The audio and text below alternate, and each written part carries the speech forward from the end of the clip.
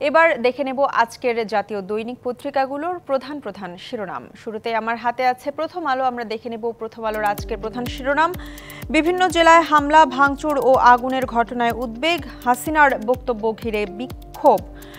আইন শৃঙ্খলা পরিস্থিতি যখন কিছুটা স্বাভাবিক হয়ে আসছিল তখন এ ধরনের ঘটনায় মানুষের মধ্যে উৎকণ্ঠা তৈরি হয়েছে।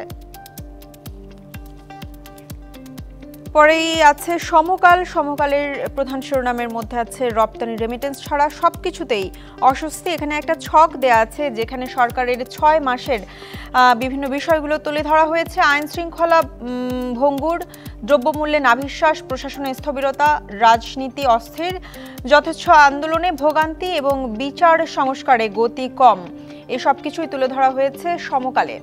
এরপরে আমার হাতে আছে দৈনিক যুগান্তর। আজকের শিরোনামের মধ্যে আছে অন্তর্বর্তী সরকারের ৬ মাস, হিসাব মিলছে না প্রত্যাশা প্রাপ্তির, বাজারে সিন্ডিকেটের দৌরাত্ম্য বিদ্যমান, নিয়ন্ত্রণে আসেনি দ্রব্যমূল্য। আরও তুলে ধরা হয়েছে আইন শৃঙ্খলা উন্নয়নে পুলিশ ঘুরে দাঁড়ানোর চেষ্টা করছে। আরও আছে প্রতিশ্রুতি পূরণ না হওয়ায় রাজপথে নামেন জুলাই অভ্যুত্থানে আহতরা। এরপরে আছে দৈনিক কালবেলার আজকের শিরোনামে আছে নৈরাজ্যকর পরিস্থিতিকে সমর্থন করে না বিএনপি, প্রধান উপদেষ্টার কাছে উদ্বেগ জানানো হবে, নেতাকর্মীদের বিশৃঙ্খলায় না জড়াতে তৃণমূলে কঠোর নির্দেশনা। এরপরে আছে বাংলাদেশ প্রতিদিনের আজকের প্রধান শিরোনামের মধ্যে আছে বছরের শেষ দিকে নির্বাচন, হাসিনা দিল্লিতে বসে দেশ অস্থিতিশীল করতে চাইছে বলেছেন প্রধান উপদেষ্টা। এরপরে আছে দৈনিক ইত্তেফাকের প্রধান শিরোনামের মধ্যে খেলার খবর আছে। বিপিএলে এবারও চ্যাম্পিয়ন বরিশাল, রুদ্ধশ্বাস ফাইনালে চিটাগাং কিংসকে হারিয়ে জয় পেয়েছে ফরচুন বরিশাল, এটি তাদের টানা দ্বিতীয় শিরোপা। এবং ফাইনাল শেষে ক্রীড়া উপদেষ্টা আসিফ মাহমুদ সজীব ভুঁইয়া ও বিসিবি সভাপতি ফারুক আহমেদের হাত থেকে শিরোপা নিয়ে চ্যাম্পিয়ন ব্যানারে তামিম ইকবালদের উদযাপন। এরপরে আছে দৈনিক কালের কণ্ঠের আজকের শিরোনাম, দ্রুত নির্বাচনের দিকেই যাচ্ছে সরকার। আরও তুলে ধরা হয়েছে নির্বাচন ব্যবস্থা সংস্কারের অপেক্ষায় নির্বাচন কমিশন, সীমানা পুনর্নির্ধারণ ও দল নিবন্ধনের কাজ শুরু হয়নি।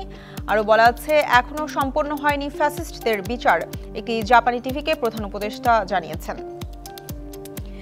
এরপরে আছে দৈনিক বণিক বার্তায় প্রধান শিরোনামের মধ্যে আছে তিউনিসিয়ার মতো খাদে পড়তে যাচ্ছে কি বাংলাদেশ। এখানে বিএনপি মহাসচিব মির্জা ফখরুল ইসলাম আলমগীর বলেছেন অন্তর্বর্তী সরকারের যেটা মূল কাজ তারা সেটি এখনো শুরু করতে পারেনি। তাদের ব্যর্থতা যদি বলি সেটা হচ্ছে ল অ্যান্ড অর্ডার কিছুতেই নিয়ন্ত্রণ করতে পারছে না। তার এই মন্তব্যটি তুলে ধরা হয়েছে বণিক বার্তায়। এছাড়াও অধ্যাপক ডক্টর আনু মোহাম্মদ অর্থনীতিবিদ, তারও কিছু মতামত তুলে ধরা হয়েছে। এছাড়া আরও কিছু বিশেষজ্ঞদের মতামত তুলে ধরা হয়েছে। এরপরে আছে দ্য ডেইলি স্টারে তুলে ধরা হয়েছে Trump sanctions ICC for baseless Israel, US probes, the world court vows to continue providing justice. এরপরে আছে দ্য বিজনেস স্ট্যান্ডার্ডে আজকের প্রধান শিরোনামের মধ্যে আছে most citizens hopeful of higher growth, sceptical about public institutions survey. এরপরে আছে দ্য ডেইলি অবজারভার আজকের প্রধান শিরোনামের মধ্যে আছে houses of ex president Hamid, ex army chief, several Awami League leaders set on fire. এরপরে আছে the new age, vandalism arson on Awami League leaders houses continue.